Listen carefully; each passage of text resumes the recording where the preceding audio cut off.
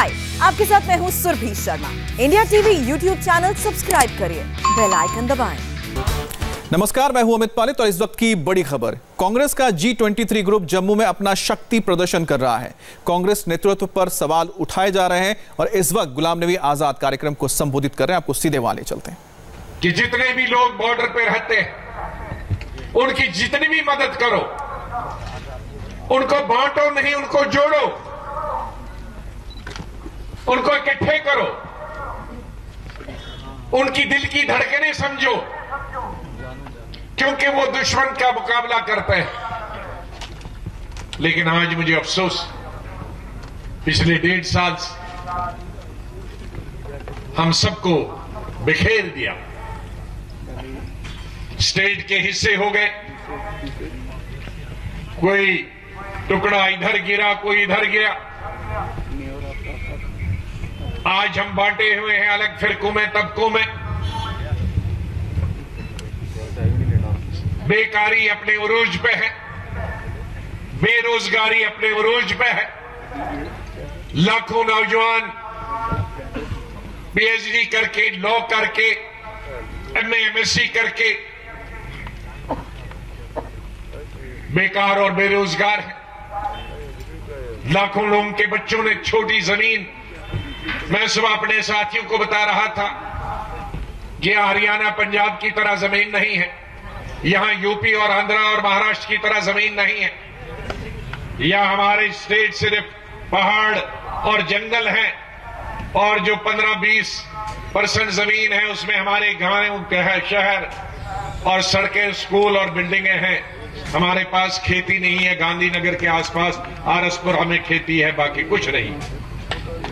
हमारे उद्योग नहीं, जो थे उद्योग छोटे बड़े इस जम्मू, कठुआ और सामा के अंदर, और कुछ लोग हमारे नौजवान पलते थे उस वक्त, चाहे वो किसी धर्म के हो, किसी जाति के हो, लेकिन वो उद्योग भी बंद हो गए, कई परमानेंटली बंद हो गए। और आज कई सैकड़ों वर्षों के बाद हम स्टेट का हिस्सा नहीं, हमारी पहचान खत्म हो गई। कितने फख्र से हम दुनिया में जाते हैं। मेरे साथियों को मालूम है, मैंने पार्लियामेंट के अंदर बोला कि दुनिया में जितने भी राष्ट्रपति या प्रधानमंत्री हैं, उनसे अगर पूछोगे, अफ्रीका के प्राइम मिनिस्टर पूछोगे, बर्तानिया, अमेरिका, बर्तानिया के प्राइम मिनिस्टर से, ऑस्ट्रेलिया के प्राइम मिनिस्टर से, कनाडा के प्राइम मिनिस्टर से, चीन के प्राइम मिनिस्टर से, अमेरिका के अभी नए प्रेसिडेंट आए हैं, लेकिन सबसे पहले उन्होंने कश्मीर की बात की, उन्होंने मध्य प्रदेश की बात नहीं की, उन्होंने बंबई की बात नहीं की, उन्होंने दिल्ली की भी बात नहीं की। तो कोई भी दुनिया का आदमी नहीं है या लीडर नहीं है जो कश्मीर को कश्मीर के नाम से नहीं जानता, या जम्मू कश्मीर को कश्मीर की स्टेट से नहीं जानता। आज हमारी वो पहचान चलेगी। आज हमें एक डिस्ट्रिक्ट का दर्जा दिया गया, तो इसलिए हमारी लड़ाई वो भी जारी रहेगी पार्लियामेंट और पार्लियामेंट के बाहर कि हमें स्टेट हुड अपनी वापस चाहिए। और जब तक हमारे MLAs नहीं होंगे, चुने हुए नुमाइंदे नहीं होंगे, वो किसी भी पार्टी के क्यों ना हो, उनके ऊपर जिम्मेदारी होगी। जब तक यहां चुने हुए नुमाइंदे मिनिस्टर नहीं होंगे, चीफ मिनिस्टर नहीं होंगे, ये बेकारी, बेरोजगारी, ये सड़कों की हालत, ये पानी की हालत, बिजली की हालत, ये स्कूलों की हालत, ये डिस्पेंसरीज की हालत, अस्पतालों की हालत और ये जहालत बराबर तारी रहेगी, जारी रहेगी, जब तक स्टेट के नुमाइंदे चुनकर नहीं आते तीनों खित्तों से, जम्मू कश्मीर और लद्दाख से। लेह का डिस्ट्रिक्ट यूटी चाहता था, लेकिन कारगिल का डिस्ट्रिक्ट बिल्कुल यूटी नहीं चाहता, यूटी के खिलाफ। और जम्मू के लोग, चाहे वो कांग्रेस का हो, नेशनल कॉन्फ्रेंस का हो, PDP का हो, BJP का हो, आरएसएस का क्यों ना हो, वो भी स्टेट उठ जाता। अगर किसी एक में जरूरत है लीडर को किसी पार्टी की, वो कल स्टेटमेंट दे दे कि मुझे स्टेटहुड नहीं चाहिए, कोई नहीं चाहता। तो ये ऐसा कोई कभी नहीं हुआ कि सब पार्टियां स्टेटहुड चाहती। सब पार्टियां, बीजेपी आरएसएस से लेकर नेशनल कॉन्फ्रेंस और पीडीपी से लेकर पंथर पार्टी तक, सब चाहती हैं स्टेटहुड हो। और जम्मू में और कश्मीर में और लद्दाख में 3 और 2 और चीजें चाहिए कि यहां जमीन कम है, इसलिए सिर्फ यहां के ही लोग खरीद सकते हैं। और ये कोई नई बात नहीं, नॉर्थ ईस्ट में है, हिमाचल में है, उत्तराखंड में है, वहां तो आर्टिकल 370 नहीं है। तो वो जमीन, सबसे ज्यादा जमीन अगर चली जाएगी, शुरू होगी तो जम्मू की जाएगी, कश्मीर और लद्दाख की नहीं, और लद्दाख ले की जाएगी, करगिल की नहीं जाएगी, क्योंकि वहां पर्यटन। और दूसरा, नौकरी यहां के बच्चों को ही यहां के लगनी चाहिए, बाहर वाला नहीं सकता। हम बाहर वालों के लिए खिलाफ नहीं, मैं तो बाहर में ही ज्यादा काम कर रहा हूं। क्यों चाहते हैं? क्योंकि यहां कोई इंडस्ट्री नहीं है। ये हिंदुस्तान, ये अगर दिल्ली से जाओगे तो आधा बिजनेस इसीलिए चलता है कि पंजाब के लोग, हरियाणा के लोग दिल्ली में बीच में से गिरते हैं, लेकिन हमारे यहां कोई नहीं आता। जिसको जम्मू कश्मीर आना है वही आएगा, बीच में से कोई जाने वाला नहीं। और 3 दफा अभी तक हाई कोर्ट में शायद क्लर्क्स के लिए जगह निकली, और वो ऑल इंडिया निकली। एक और डिग्री कॉलेज के लिए, निचले लेवल के लिए एडवर्टीजमेंट निकली, ऑल इंडिया निकली। तो जाहिर है यहां पढ़ाई नहीं, 30 साल से 31 साल से मिलिटेंसी, जो 31 साल से हिंदुस्तान की लड़ाई लड़ रहा।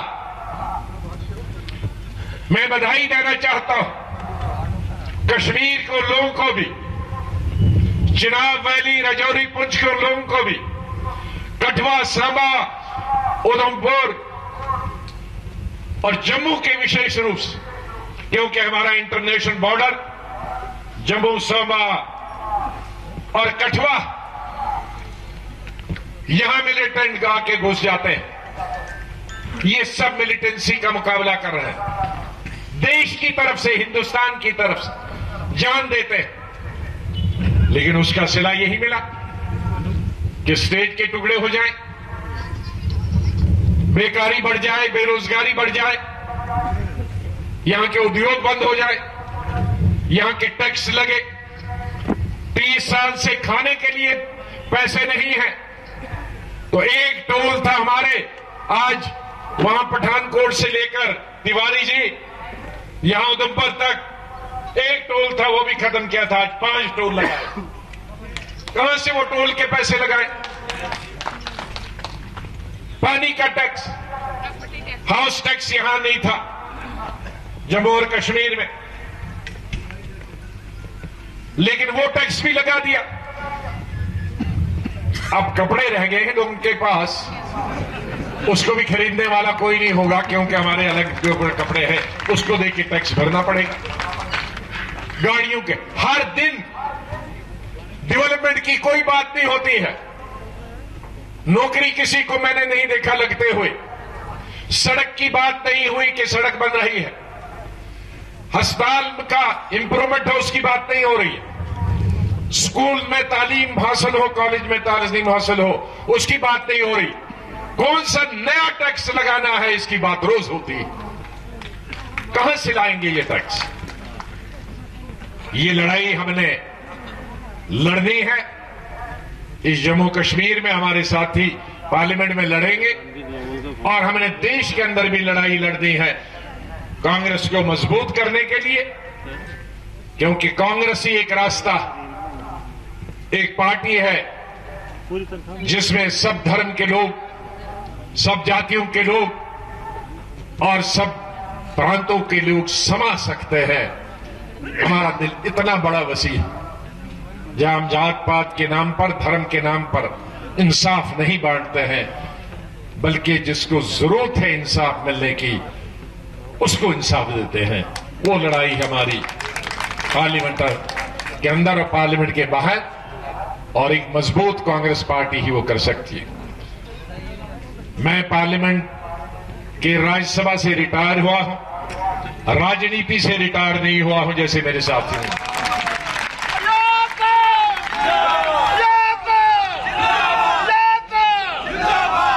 और पार्लियामेंट से मैं पहली दफा नहीं रिटायर हुआ। जब लोकसभा से आना था राज्यसभा तो भी 3-4 महीने का गैप था। जब यहां से पहले बना, जब सीएम बना था तब भी बीच में गैप था, बीच में एक और दफा गैप था। तो हम इधर से डूबते हैं, इधर निकलते हैं, इधर से निकलते हैं, इधर डूबते हैं। कोई अभी हमारी जारी नहीं ले, वो मरने तक, जब तक दम है। मेरे गलत करन दो, मेरे पुत्र गल करने दे भाई, बाद में मैं खत्म कर रहा हूं, बात कर ले सरदार जी।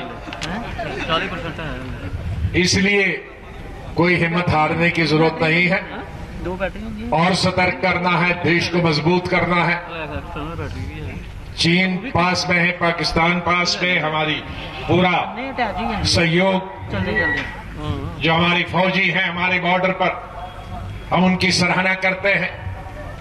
हमारी सिक्योरिटी फोर्सेस है, आर्मी है, उनका हम पूरा समर्थन करते हैं। हम उनके साथ हैं दुश्मन का मुकाबला करने के लिए।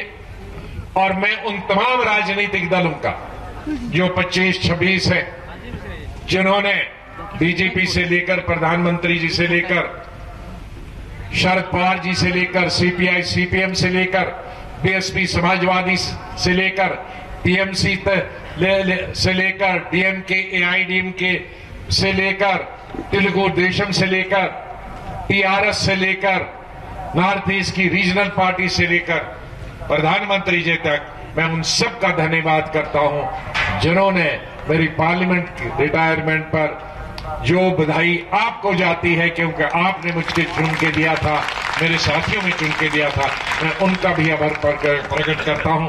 मेरे सामने सुनो, मेरे सामने कोई 75 लीडरों के नाम है, और अगर मैं 75 लीडरों के नाम लूंगा, डिप्टी सीएम से लेकर और ताज साहब से लेकर पीरजादा सईद साहब हमारे बहुत सीनियर लीडर हैं, और हमारे एक्स मिनिस्टरों से लेकर एमएलसी एमएलए से लेकर डिस्ट्रिक्ट प्रेसिडेंटों से लेकर पीसीसी ऑफिस बियर से लेकर, तो आधे लोग उड़ जाएंगे। हाय, आई एम सुरभि शर्मा। खबरों से अपडेट रहने के लिए India TV YouTube channel subscribe करिए, साथ में बेल आइकन जरूर दबाएं। जुड़े रहें इंडिया टीवी के साथ।